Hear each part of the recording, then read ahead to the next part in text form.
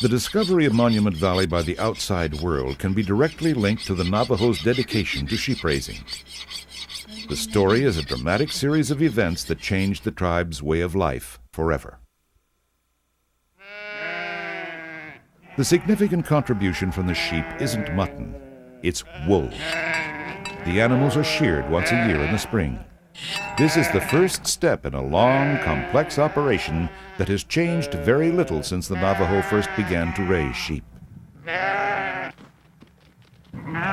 For centuries, this fine wool has been woven by Navajo women into superb rugs and blankets, and these very desirable items eventually found a huge market.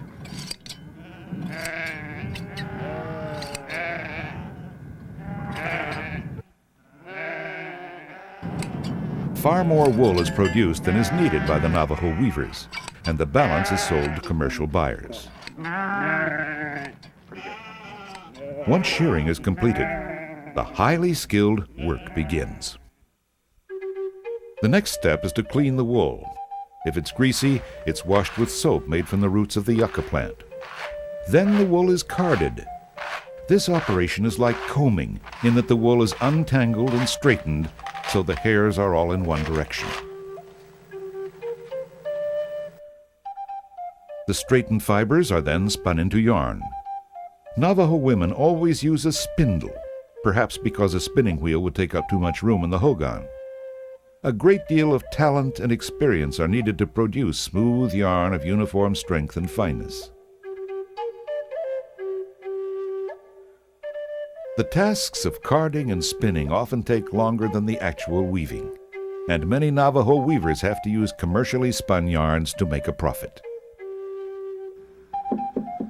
For generations, Navajo weavers have maintained a constant superiority in the quality of their work over that of all other tribes.